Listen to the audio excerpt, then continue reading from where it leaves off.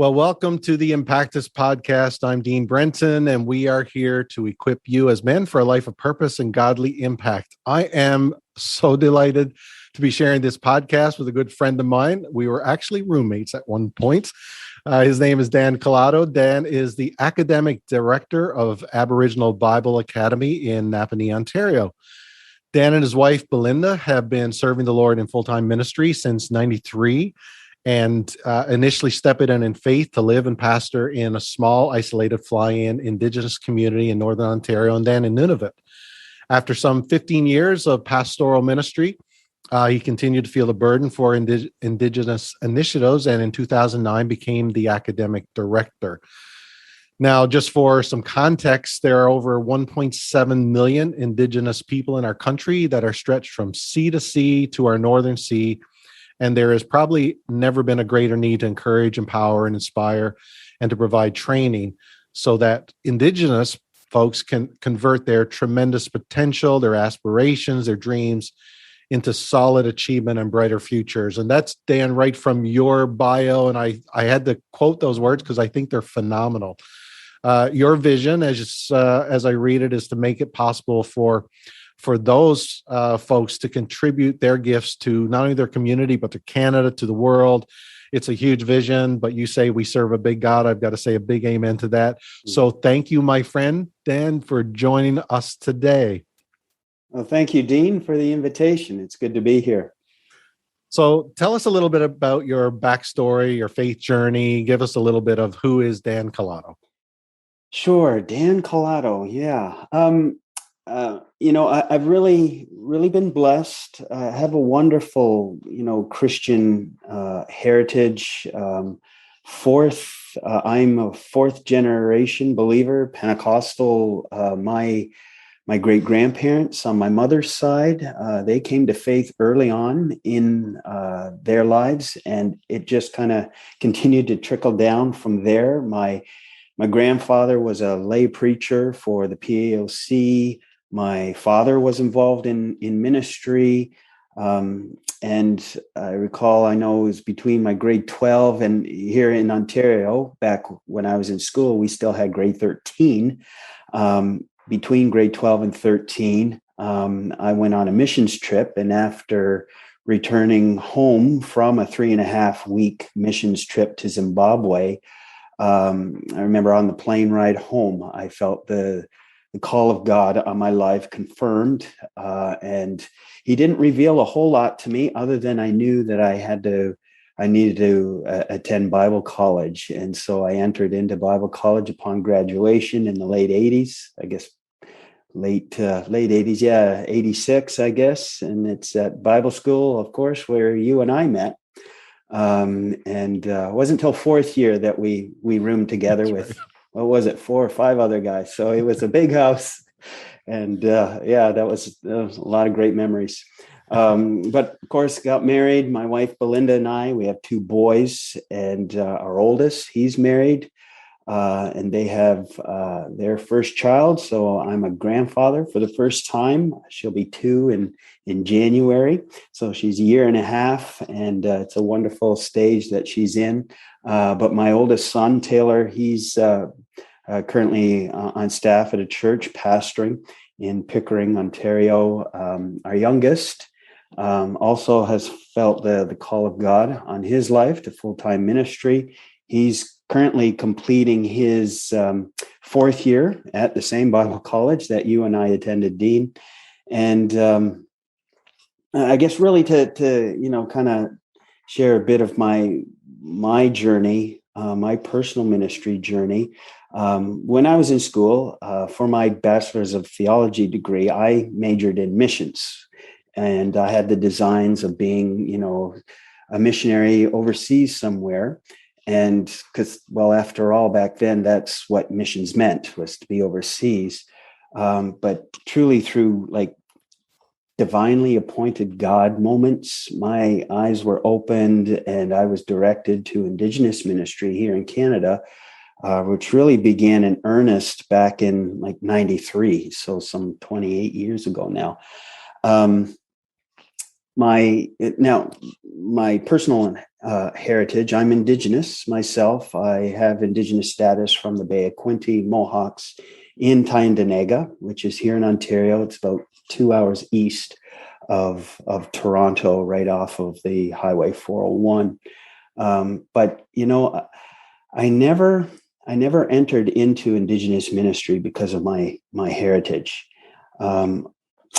A long time ago, so it would be over 31 years now. It's kind of like you and I had graduated from Bible college, and there was another 3 years there where I kind of felt like I was spinning my wheels. I was not in full-time ministry yet, because we graduated in 90, spring of 90, and there was some frustration kind of building. I didn't doubt my calling at all, but I was kind of questioning God as to why the doors weren't opening. Long story short, I finally got desperate enough to the point where I prayed a prayer to God, and I promised the Lord that I'd be willing to do whatever and to go wherever that there was a need that he decided that I could help meet through him.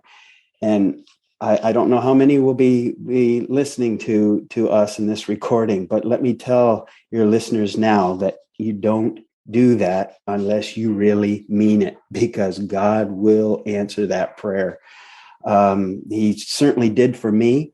And it just so happens that those ministry doors that opened at that time, and it was almost immediately, like within a few days, weeks, things began to arrange. God appointments began to happen, and doors opened for myself, my wife, where they tended to be Indigenous in nature. And so we've kept walking through these doors of pastoring in geographically isolated First Nations settings in Northern Ontario, and as well as up in the Arctic in Rankin Inlet, Nunavut, with the Inuit. And that promise that I made to God some like 29 years ago now was real. An act of faith, and be willing to go wherever and to do whatever has led us to where we are to this day. And it's been a wonderful ride, seeing the provision in the hand of God in it. Wow, what a great faith journey, and full circle kind of a journey as well. So it eventually brought you to the Aboriginal Bible Academy, which now you serve as the academic director. So tell us a little bit about what the academy is and your role there.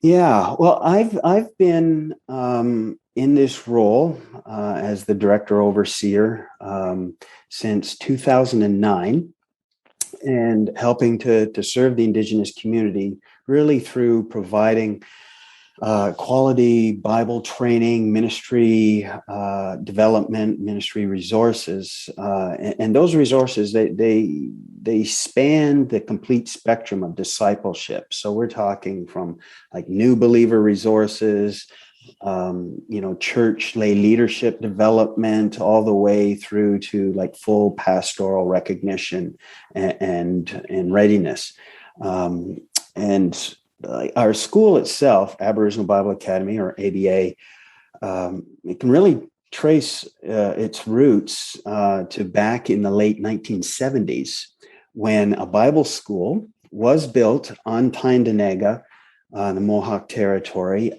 It operated like your typical post-secondary education. There's a semestered school system, there was dorm life, and so the students would attend classes there over a couple of semesters. But in 2005, we fully transitioned to a distance education model that it emphasized, really getting the resource and training to the student rather than expecting the student to come to the resource. And what it has done, it's really allowed us to operate, obviously, it's allowed us to operate fiscally more efficiently, but as well, it has really provided us with the ability to have a knowledge delivery system that's flexible, that really better resonates within the Indigenous context. And so students can start engagement with their studies when they want, throughout the year, and they can better manage the pace of such engagement as well. And so it's really been,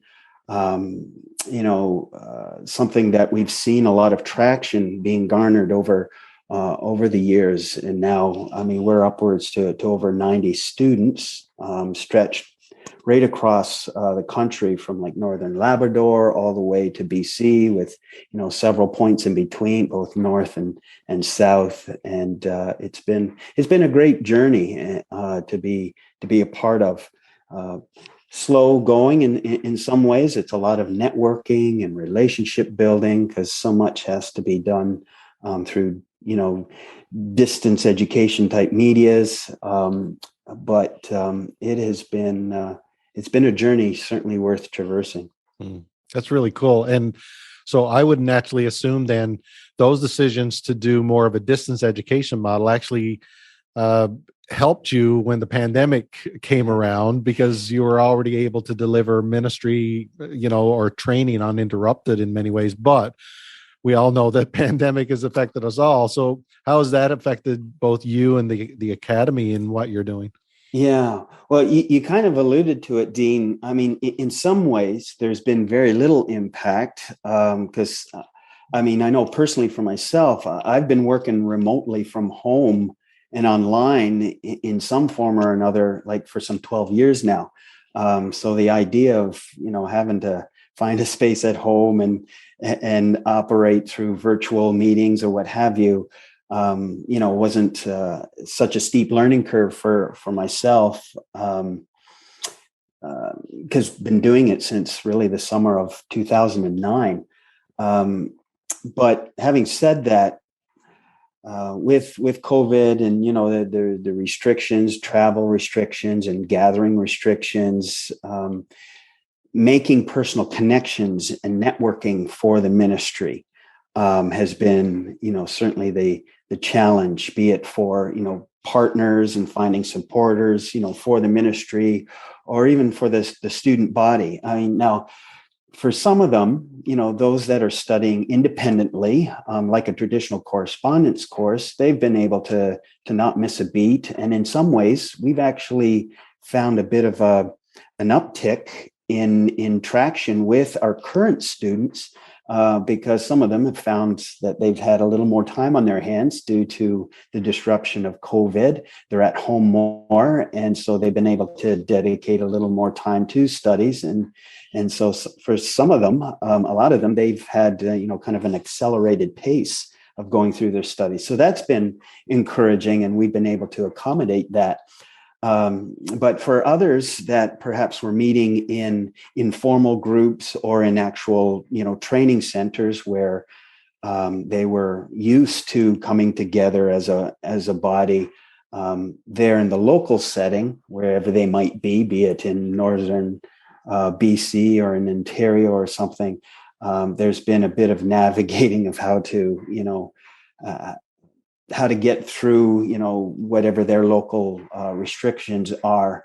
But we've kind of upped our game with, an online presence and doing some Zoom meetings and Zoom classroom sessions, all in an effort to try and maintain that personal connection.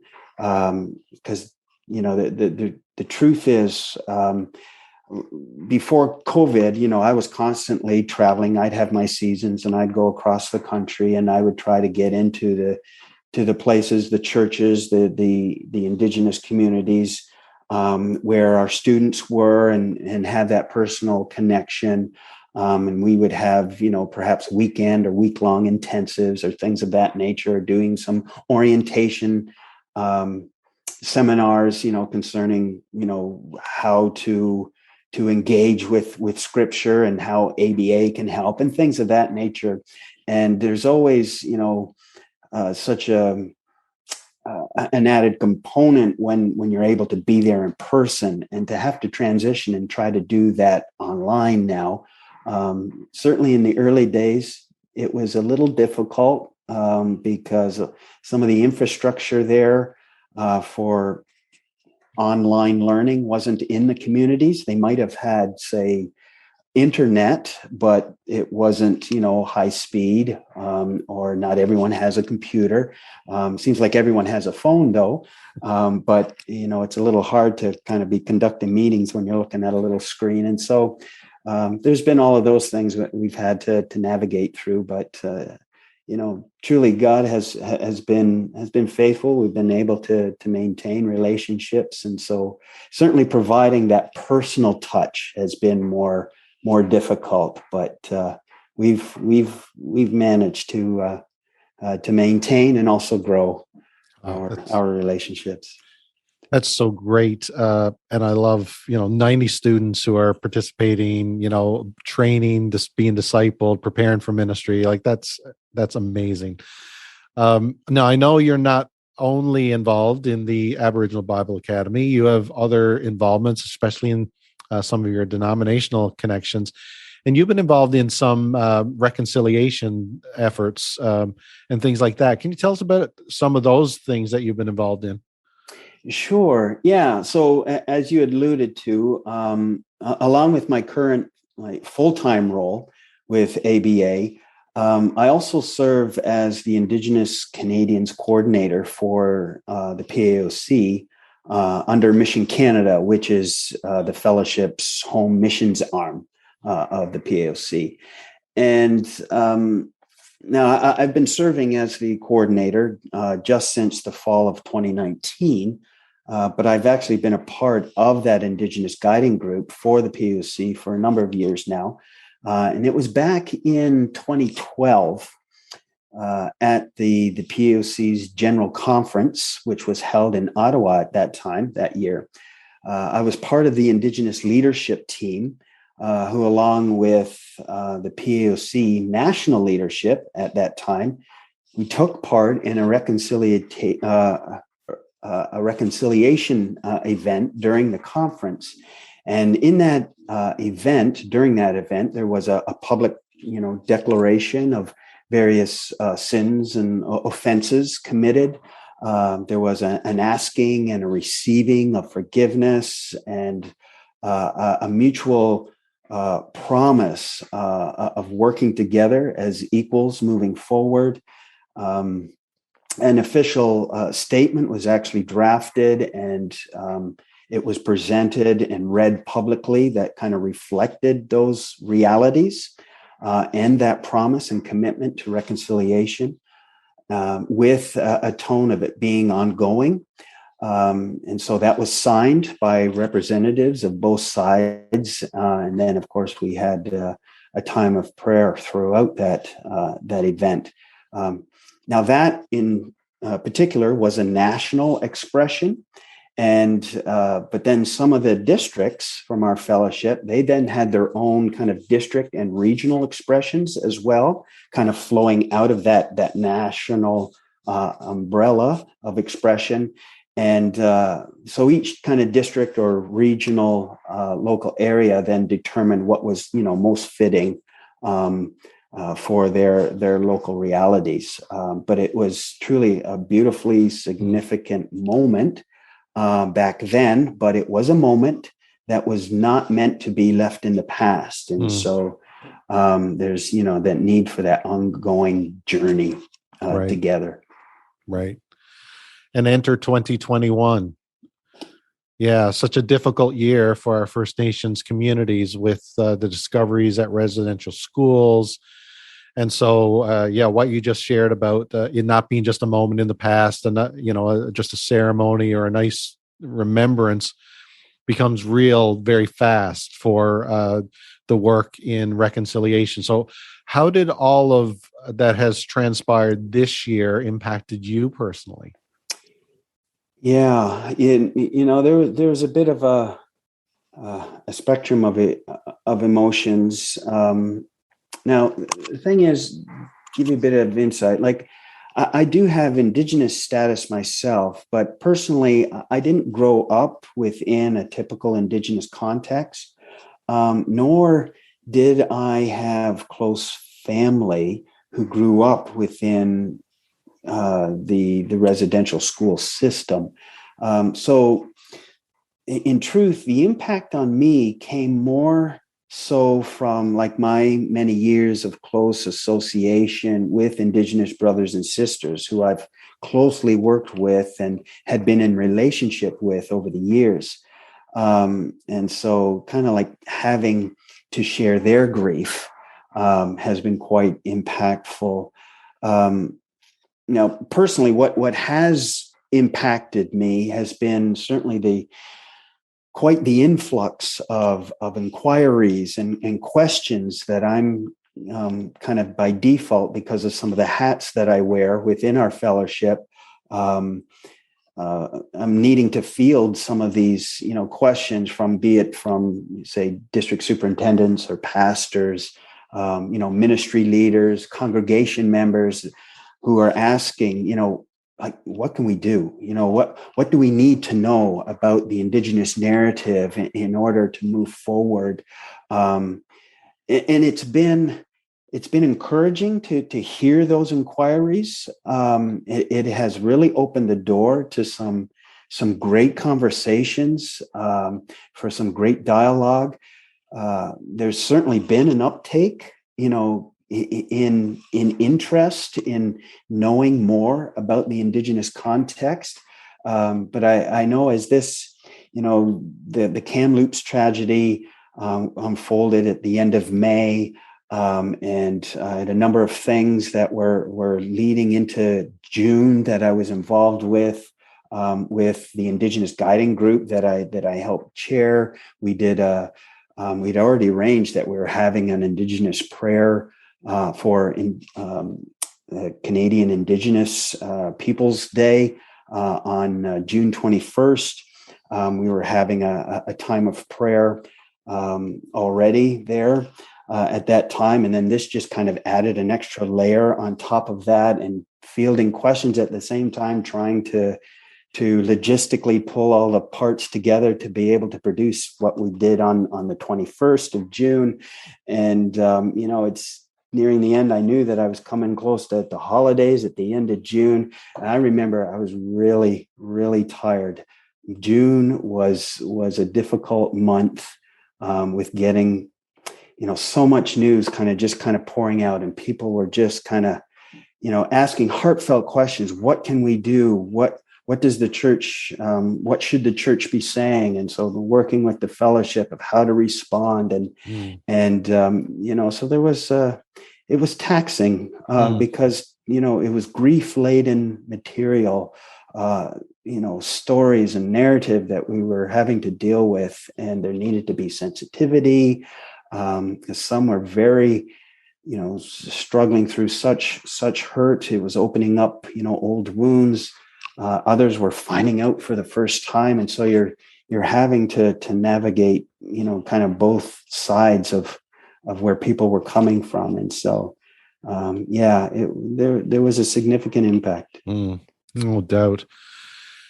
During, as I observed that sometimes in the conversations that were seen to be happening nationally, there was often more heat than light being brought to the conversation, and as our society has tended to be more polarized than it's ever been. And you just alluded to that. And I think it's a great question for us to kind of hear an answer to, in terms of, how should the church respond in moments like this? And how can we bring some light and encouragement and hope to situations like this? Yeah, Dean, I appreciate the way that you framed that question, contrasting heat and light, because we've certainly seen a lot of heat. It kind of seems the way our society is moving towards, where we're very prone to creating friction, and the heat that it generates, whether it's because we want to get our 15 moments of fame and people want a reaction from people. And so they just, and social media makes that so easy to do, where it gives an avenue for such, kind of visceral reaction and commentary that's not necessarily beneficial or uplifting. It doesn't perhaps provide any hope or a pathway forward. It just kind of, if you haven't used the tap for a long time and you let the water run, the first little bit could be kind of ugly. And I think we kind of see some of that, that has come out in some of the people's reactions with things, be it, here specifically concerning Indigenous realities, or, the COVID and vaccine situation. And before that, in the States with what was happening with racial, conversations and just the diametrically opposed kind of sides that were just kind of drawing lines in the sand. And it's so important that when we're wanting to point towards perhaps injustice, perceived injustice,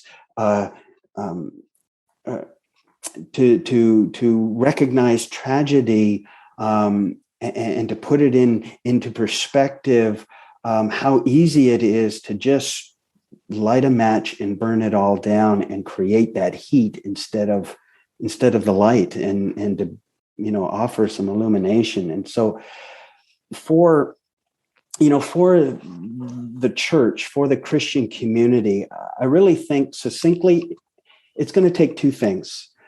And the great thing is that this is not difficult. This is not rocket science, but it is going to take, firstly, authentic relationship.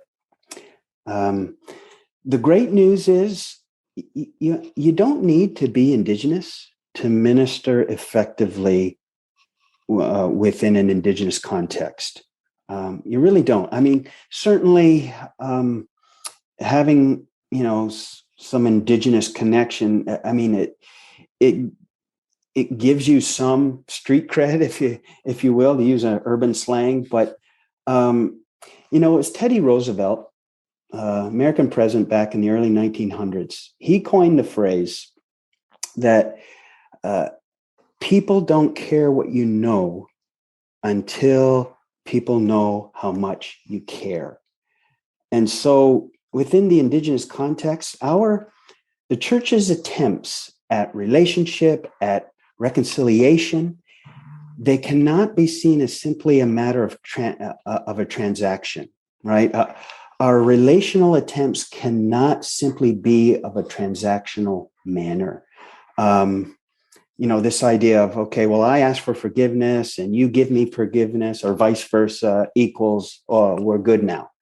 But I think instead there really needs to be repeatable interactions that are of being together, of interacting with one another, spending time with one another, that's anchored in genuine interest for one another. Not this idea of, okay, I have, say, it's like you're wanting to witness to some unbeliever. You don't want to see your goal as, I just want to get a soul saved. You need to see that individual as Jesus sees that individual. Jesus authentically has an interest in the unbeliever or the non-believer. And I think sometimes in our, the church, we've become quite efficient in transactional interactions. We know how to sell the gospel, as it were, and we're kind of used to operating on that surface level of just transactions. We can be quite efficient in how we do ministry, and as efficient as those things are, ultimately, it's about the journey. And Indigenous people, they really need to see the power. They need to witness the power of your presence before your proclamation. And so Indigenous people need to know you before they really are going to listen to what you know. And so there needs to be authentic relationship. And then that kind of leads to the second requirement, and that is longevity. You want to develop an effective reconciliation, effective connection and relationship, then you got to think long-term, because true relationship doesn't develop overnight. particularly when there are such differing worldviews involved. Like I said, it's not rocket science, but we're just going to have to be willing to put in the time to do the work and be authentically relational. That is phenomenal response to that. It's both the relational aspect that is priority number one, and just that authenticity, that ongoing relationship, and the long game that we. This is not a a one-time deal. Yeah, it's not a done. weekend set of services and be done and say, okay, we're all good now. We're Both good, sides are, we got to be in journey together. Yeah, absolutely. And I think that's profound. And anybody, I think, who's listening and is connected to ministry with First Nations or Indigenous folks, like it's such good wisdom, I think, to help guide that. So we're a ministry, 2-man, 4-man. What would you say to guys out there, in terms of just what they need to know or ways they could be involved in just ministry, to First Nations? Well, one, we need prayers. People who will pray for laborers. Certainly, like there is, like currently, I mean, all the denominations are facing a crisis in leadership within, particularly within the Indigenous church. Truth is, I mean, many denominations are facing leadership crisis in general, but the problem is particularly acute within the Indigenous context. There's not enough Indigenous pastors to go around for the works that have already been established, let alone, launching new needed works. And the pastors that do exist in those works, they're aging out, they're looking to retire or step down. So we need to pray for laborers because, that the harvest is white, or should I say it's brown with Indigenous people who need the gospel and need to be discipled. So praying for laborers, but, I encourage people to look and make connections with Indigenous people within your area. Fact is, like, Indigenous people aren't simply tucked away in far off, geographically isolated communities. Those communities still exist, but fact is, over half of the almost 1.8 million Indigenous people in our country, they're actually located in and around our cities.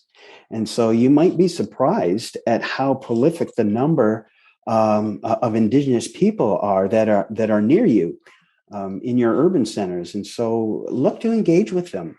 Learn their stories, be intentional with being relational rather than simply transactional. And again, it's about being authentic. And there's always, I think, wonderful opportunities for churches to partner with other Indigenous churches and to come into agreement with having teams come both ways, perhaps.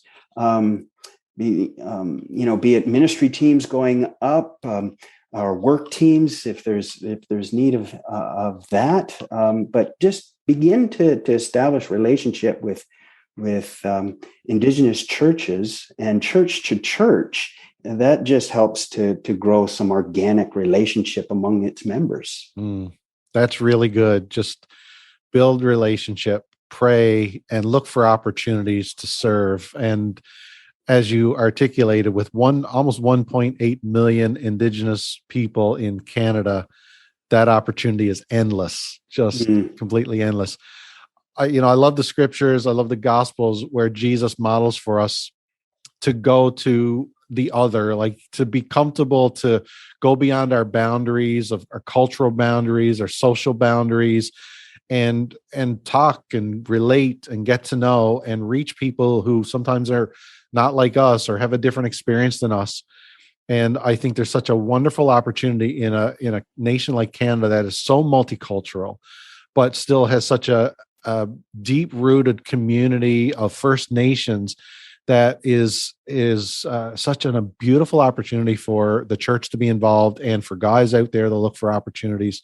And so I think you've articulated that incredibly well. It's exciting to hear that someone like yourself is making a difference in that, and you're training leaders to go back to their communities and make a difference. Like, that is spectacular. So thank you for what you do. And thank you for calling us into that kind of challenge and ministry opportunities, and just an awareness and a relatability that can, share the gospel with our culture. How can people find out more about you and the work you're doing at ABA? Or maybe there's somebody's listening that, hey, like I would love to get discipled or trained for ministry in a setting like that. How can they find out more about you? Sure. Well, ministry's website is www.aboriginalbibleacademy.ca. And you can find out all about the ministry there. Also, you could email me directly at director@ and then it's aboriginalbibleacademy.ca. I suppose I'm not super active on social media, but ABA does have a presence there as well. Twitter is at ABA Educate, and then Facebook is at Aboriginal Bible Academy. So somewhere on there, if you just Google Aboriginal Bible Academy, some form or another of me, the ministry will show up there.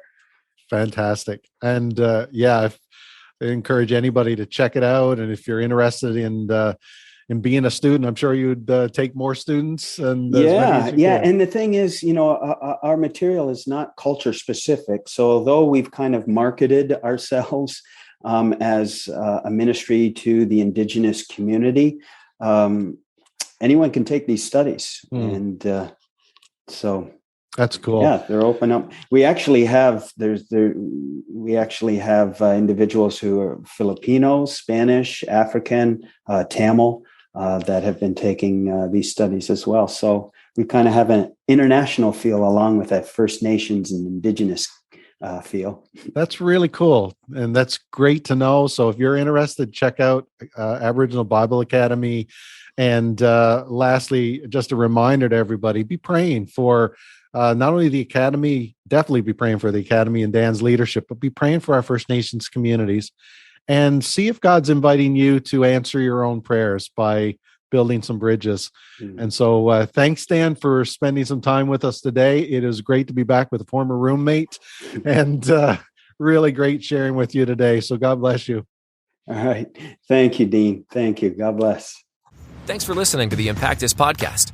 To learn more about living a life of purpose and godly impact, check out impactus.org.